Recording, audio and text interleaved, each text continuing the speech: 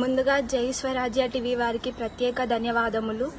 ఇట్లాంటి ఈ సందర్భాన్ని మీరు ముందు భవిష్యత్తుకు అందిస్తున్నందుకు చాలా ధన్యవాదములు. నా పేరు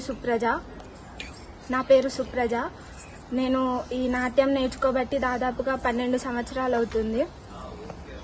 నన్ను ఇక్కడికి తీసుకొచ్చినందుకు, అంటే డాన్స్ నేర్పివ్వాలి అనే ఆలోచన నాలో పెంచినందుకు మా అమ్మ నాన్నలకు ప్రత్యేక ధన్యవాదములు.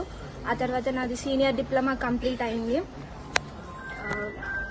ఈ సీనియర్ డిప్లొమా కంప్లీట్ అయినందుకు ఎంతో కృషి చేశాము అందరము.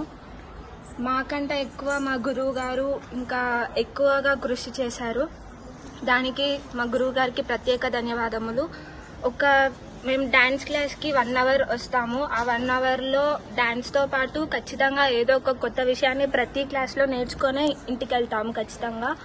సార్ వాళ్ళ అతని ఎక్స్పీరియన్స్ కానీ, చాలా చూసిన విషయాలు, అనుభవించిన విషయాలు, ఇంకా జనరల్ నాలెడ్జ్ విషయాలు కానీ, సొసైటీకి సంబంధించిన విషయాలు, ఆడపిల్లల భద్రత, అందరూ ఎలా ఉండాలి, సంప్రదాయాలు అన్నీ మాకు వివరిస్తారు సార్. చాలా బాగా ఎక్స్ప్లెయిన్ చేస్తారు ప్రతి క్లాస్లో.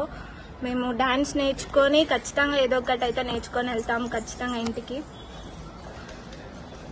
దానికి నిజంగా మా పరమేశ్వర్ సార్ మాకు గురువుగా దొరికినందుకు చాలా ధన్యవాదములు. మా అదృష్టము. ఇంకా ఈ కూచిపూడి నృత్యం నేర్చుకోవడం అనేదే చాలా అదృష్టము.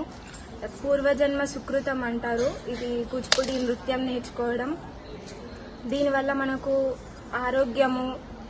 ఆరోగ్యం కూడా మెరుగుపడుతుంది. చాలా ఎంత ఎత్తున ఎదుగుతారు. చదువుతో పాటు కూచిపూడి డాన్స్, చదువు మాత్రం మనకి ఓకే సంపాదన ఇస్తుంది. కాకపోతే కూచిపూడి నృత్యం నేర్చుకుంటే పేరు, కీర్తి, ప్రతిష్టలు పొందుతాము.